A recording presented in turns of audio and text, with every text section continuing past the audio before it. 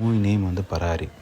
So அந்த படத்தில் என்ன காமிச்சிருக்காங்கன்னா, ஆதிக்க ஜாதின்னு சொல்கிறவங்க எப்படி வந்துட்டு நார்மலான ஜாதியில் இருக்கிறவங்கள ட்ரீட் பண்ணுறாங்கன்னு சொல்லிட்டு தான். ஆனால் அவங்க எல்லாரோட பேக்ரவுண்டுன்னு பார்த்திங்கன்னா எல்லாருமே ரொம்ப ரொம்ப ஏழ்மையான மக்களாக தான் இருக்கிறாங்க. 2 சைடு பீப்புளுமே ஒரே இடத்துல தான் வேலைக்கு கூலிக்கு போகிறாங்க. ஒரே தண்ணி டேங்க்கில் தான் தண்ணி எல்லாருக்கும் வருது. ஒரே ஊர் தான். அந்த ஊரில் வந்து ஒரு மலை இருக்குது. ஒரு சைடு உங்களுக்கு, ஒரு சைடு எங்களுக்குன்னு சொல்லிட்டு ஒரே சாமியை தான் கும்பிட்றாங்க. ஸோ அப்படி இருக்கும்போது ஃபஸ்ட்டு எப்போதுமே வந்துட்டு இந்த நார்மல் கேஸ்டில் இருக்கிற ஆளுங்க தான் போய் கும்பிட்றாங்க. அப்போ கும்பிட்டுட்டு பாதியில் இருக்கும்போதே அந்த ஆதிக்க ஜாதியில் இருக்கிறவங்க வந்து சொல்லுவோம், நீ உனக்கு எவ்வளோ நேரம்டா எடுத்துப்ப, நீ வெளியே போட, நானும் நீயும் ஒன்றா, நீங்களாம் வந்துட்டு அதை சாப்பிட்றவங்க அப்படி மென்ஷன் பண்ணுவாங்க. விச் மீன்ஸ் அது வந்துருந்தது பன்றிக்கறியை அவங்க சாப்பிட்றவங்களா இருப்பாங்க.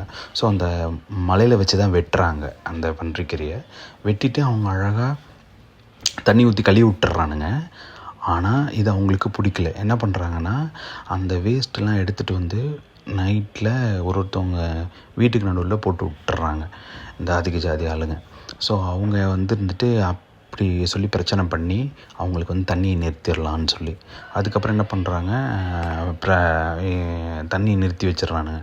ஸோ தண்ணி இல்லாமல் கஷ்டப்படுறதுனால இந்த நார்மல் கேஸ்ட் ஆளுங்க வந்துட்டு அந்த பூட்டை வந்து உடைக்கும் போது இந்த சண்டை பெருசாகிட்டு என்ன சொல்லுவாங்கன்னா, அந்த ஊர் தலைவர் கவர்மெண்ட் ஆஃபீஸர் மாதிரி ஒன்று காட்டுறாங்க. அவரை 5 நாள் உங்களுக்கு, 2 நாள் அவங்களுக்கு அப்படின்னு சொல்லுவாங்க.